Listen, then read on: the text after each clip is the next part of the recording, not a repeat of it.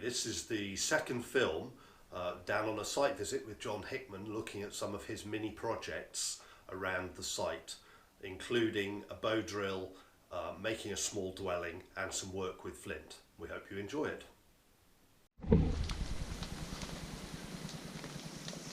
Well, so this looks like cob wall, John. Yeah. How have you made this? So I've just literally got the clay out of right where the footprint of this is. Right. And obviously been getting a lot of stones out. But yeah, just mixing the clay up and then mixing all of my deer hair that I've been saving for a long time in with it. And what's the point of the deer hair? Well, my thinking is that the hair will take a really, really long time to break down and then acts as like a little bond in between all the bits so that the clay shouldn't crack and, you know, give it a lot more. Yeah, I'll be very interested to see how it works with the deer. I know traditional plastering in the UK they used to use horsehair. Yeah, nice long idea, that would be the long really fibres. good. And the other thing, because of course with deer hair it tends to do that, doesn't it? So I'll be interested to see how it works. Yeah, no, I'm going to be interested to see how it goes. The other thing they used to use a lot with cob walling, as opposed to plastering, obviously, is using horsehair. With the walling, you use a lot of straw, and that can work really well at binding as well. So maybe, particularly, how high are you going to go with this? I don't know, probably only about there. Right. More, and obviously that's going to be on the angle as well. So not loads, because obviously if it's too much, then it's possibly going to start getting a bit. But also I've got to put a bit more. If I put little L bits. Put an L bit on there and an L bit on there, then it gives it that structural shape. Yep. So important, isn't it, the shape of it, having that slight chamfer and some slight L bits in it. And but it really is a bit experimental, but no, I think it's going to work well. I do think the hair's going to be just about do it. The thing with a lot of these earth wall buildings, of course, the rain. Even when they go off hard in, even in African huts and things, you've still got to have the roof come a long way over, haven't you? Yeah. So, what do you think you've got to make your roof with? Going to do, well, hazel, obviously, it's here. Yeah, you've got a lot of that. Yeah, hazel with the stone axe, and then bark tiled roof. Yeah. Oh, right. So I'll have to obviously get there, rest that on there and clean them up, break them off with the stone, and then and then I might sort of tan up some leather to make some, nice sort of leather strings to actually tie them on, and maybe you can do one that way and then one over like that. I haven't quite figured it out yet, but yeah, I need to go on a mega bark finding mission. Yeah. Yeah, do a bark tiled roof, because I just think a bark tiled roof is going to look amazing, last a long time, and actually be really waterproof. No, that sounds incredible. Are you putting all this on your YouTube channel? Show people how? Yeah, no, it's going to be really interesting for people to watch. And then, as you go on, are you starting to do training here now, or are you? Not yet. It's going to be. Definitely. That'll be really interesting. I think these sorts of innovations that you're coming up with on the old techniques, and then thinking about, well, I can do it this way now. That's the funnest part for me. It's I've got this, I've got that, and I've got that, and this is what I want to do. How are we going to get there, kind of thing? Yeah. Rather than being limited and going, this is how they did it back then, means we've got to do it this way, or oh, I haven't got that, so whatever. Just you have to be sort of very intuitive with your approach to it. Well, certainly within communities I've lived within where they had to use more basic techniques, use what's near you. Why the heck are you going to carry something for miles when you've got it right there? Yeah, just use what you've got. Absolutely. And there's always a way. Fascinating. Fun part of it. I look forward to seeing that. Basically, number one, top and like there's the sacred cause, which shelter, water, fire, and food. So shelter is really important. Yeah. And if you've got no blanket, no sleeping bag, no nothing, then this is the way to do it. Building a small A-frame, like a ridge pole, laying some little sticks up against it, piling the leaves on. It makes it waterproof, and then obviously the colder it is, the more leaves you pile on. And then once you've done that, you then start to stuff the inside. I put little twigs down first, make like a little springy mattress almost, and then keep the cold off your body. And then put some leaves and grasses down, and then just stuff the whole thing right up, and have a big pile at the end. So if it's really cold, you can even pull a big bunch in over yourself once you've got in there. But it's basically just like creating a big dead airspace lot, so you can just get inside and actually keep yourself alive. You know what like this that. reminds me of? It's slightly bizarre, but it reminds me of we were up on the Alps, and we ended up living in a snow hole for a few days, and it's kind of like a woody version of what we this is the created. woody snow hole. Yeah, it's funny, isn't it? And it just shows you a lot of these things have got, you know, the real basic elements to it, and the tight space, the warm material around you, you know, certain things that are just going to make What the it animals do. This is actually what squirrel do. Right. Squirrel actually do exactly this. They build a little A-frame, they put like leaves over like tiles, and then they stuff the inside. And Is this in a squirrel dray? yeah. So you were just saying this is good for putting his firelight and stuff? And obviously all the grass and leaves that I stuffed in there originally. Now so I've got loads of tinder. You know, there's tinder in there because this lasted me over a year. Excellent. And I keep, just at the moment, I'm keeping all of my hand drills and bow drills and stuff I want to keep dry. Brilliant. But yeah, if that's what I was living in, then yeah, I would literally just lie my bow drill, my hand drill just up in the top of the roof, and like that would be the place for it. What's this other one behind you, John? And that one here, so once you've got your survival shelter and you're keeping yourself nice and warm and dry, the next thing to do in a wet environment like this is basically keep your firewood dry. So that's just literally just the same again, little wooden A-frame, some fern thatching which probably needs redoing now. But yeah, it literally is just to have some dry firewood. Excellent. And you find that amount of bracken on the roof is enough? It was actually fine for ages. Really? This needs redoing now, but obviously it's been summer, so it's Yeah. okay. But now we're heading into autumn, I'll just do another big thick layer, and that was fine. When you say a thick layer, I mean, foot deep? yeah, Yeah, like that, okay. Yeah. And that would do the whole winter and Yeah. spring and everything. Well, they used to use bracken a lot for bedding and for roof shelters and all sorts, didn't they? Yeah. And we've just kind of got out of thinking of bracken as a resource, and now it's just a problem. Yeah, bracken's amazing stuff. Yeah. Really incredible stuff. And once again, it's like now that's died back and I want to cover it over again, I've got loads of tinder. Excellent. John, seeing those skins reminds me your amazing sleeping bags that you make. Do you sell those? I will be at some point. Oh, yeah. good. Well, Yeah. let us know when you do, because I think there's a few people looking out for one of Yeah, those. they were a bit eyes all on them at the Wilderness Gathering. Absolutely, Yeah. absolutely. Out of all the things I have made, I have to say they are actually the thing that I'm most excited about, and yeah, looking forward to making more of, and doing a few different ways of doing it, like centre opening or side zip, and some are, Velcro skins in and out, but yeah, it's in its early days, but yeah, that's. Well, if you need, if you need some people to do some reviews, you just let me, Yeah. you let me know, No, John. you can be my tester. Yeah. Cool. No, I think the sleeping bags, and also as I said when we met up at the Wilderness Gathering, those bronze tools and the bronze knives, just so beautiful. Yeah, bronze is lovely. And I also really liked your stone axes and the way those are made, just the detail that's gone into them. Cheers. Natural detail. Well, there's going to be a few more stone tools coming because, as you can see, I've been a bit busy collecting. So where do you collect? Are these all out of your little river here? Some of them are, and then some of them have been for a couple of beaches, but it's all local. Is it? So some the of flint is local, is it? The actual proper flint isn't, but all of this is all local. Okay. All of this is. And where do you get proper flint from? So Where's proper flint is more.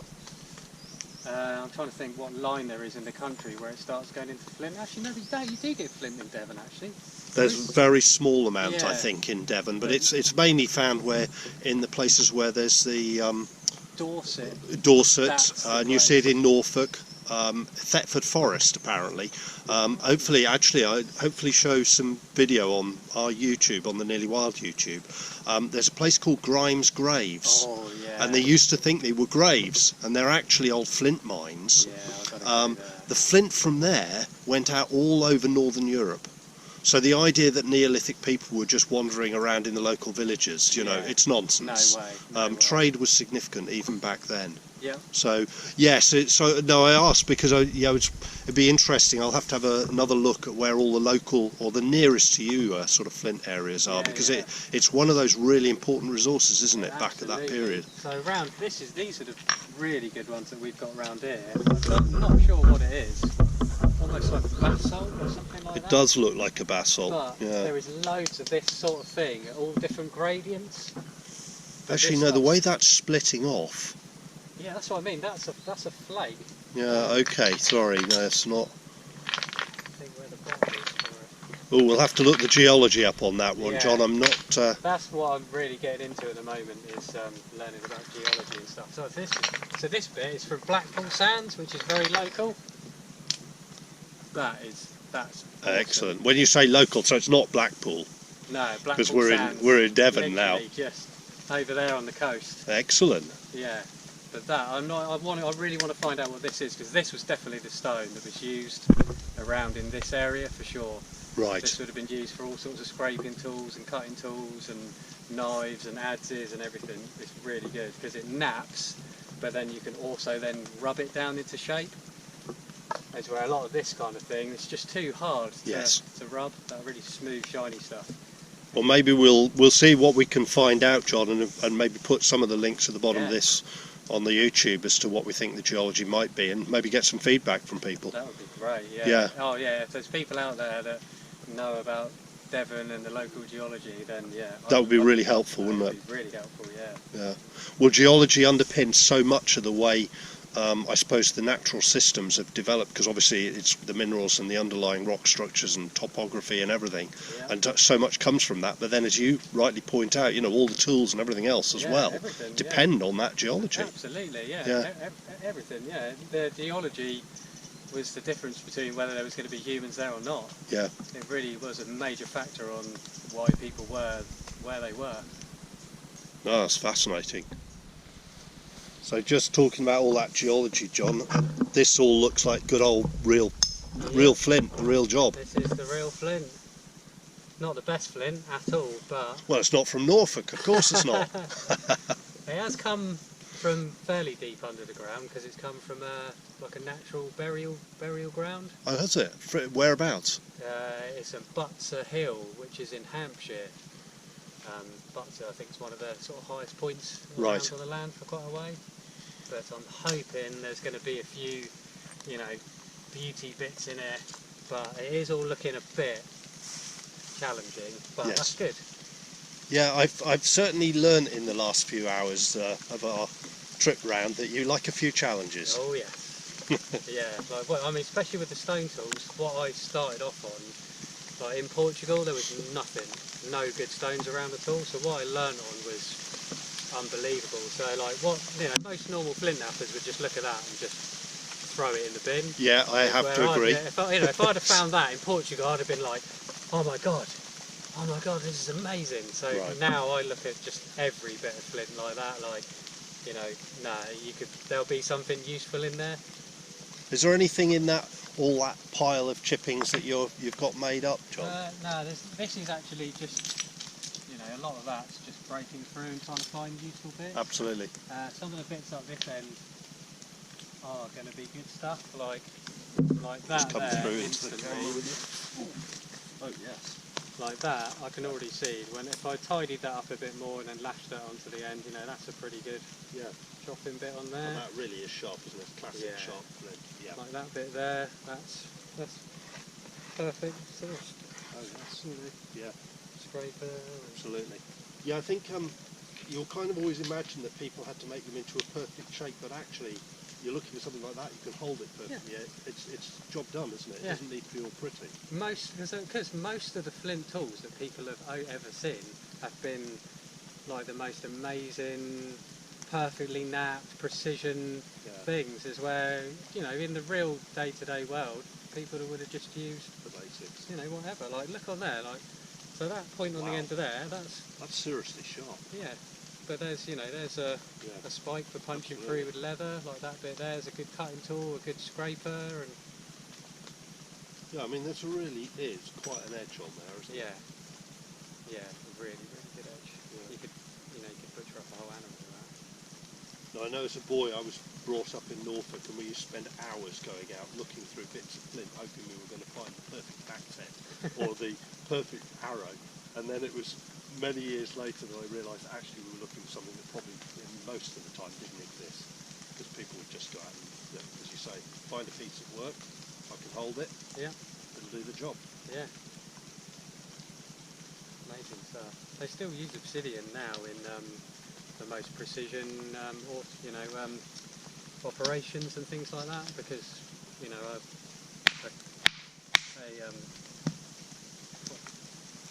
obsidian is obsidian is a ridiculously sharp edge when you look at it under a microscope.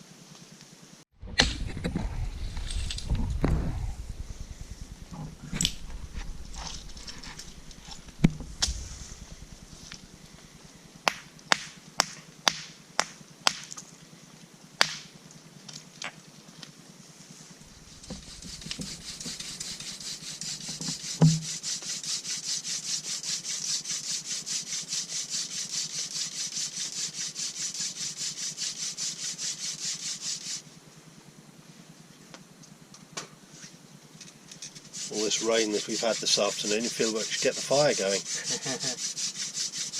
This is almost a little daily routine I have here. If I'm not even going to get a fire, I just like to do some of the motion. Right. Just good for your fire lighting muscle memory. So it's like an alternate V. So you got the V, and then you turn. Yep.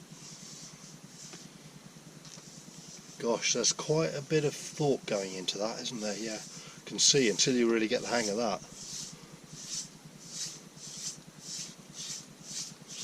And it's allowing you to keep pressure, but you're keeping your hand... Pressure, but your hands are not moving. And my technique for hand drill, bow drill, all fire lighting is to start off going like fairly quick, but with not too much pressure. Right. Just to warm like the setup, just to sort of warm everything up. Then put just enough pressure in so that you start making dust, but obviously the dust doesn't want to be black dust. Right. Because if you're pushing too hard and the dust is already going black, you already are using some of the combustibility of the dust, because that's what you're going to ignite. So the lighter in colour it is, the easier it'll ignite, and then the longer it'll burn when you've actually got it. So you literally just stay at the pace to actually make enough dust, because you can't make a fire until you've got enough little like dust in the notch to actually ignite. So you need to keep like looking down, see what's going on with the dust. Spits for grip. But yeah, so you just keep going until you're making the dust, and just stay at that sort of steady pace, just of making dust. And then when you know you've got enough dust actually in the notch, and obviously the wetter the weather, the bigger coal you're going to need. But then once you've got enough dust, then you start to just pick up the pace a little bit. Yeah, and you can see it already there. That's really impressive. Yeah, and then when you've got the dust, then you go, right, now I'm going for my coal. Right, yeah. And that's when you really go mad for it, and then that's what will then bang and then burst and then ignite the little dust. Well, I'm definitely going to have to spend a bit of time on that one, John. Yeah. Brilliant. Thanks very much. Thank you very much for watching. I really hope you enjoyed. If you liked it, subscribe. If you didn't like it, leave a reason in the comments as to why.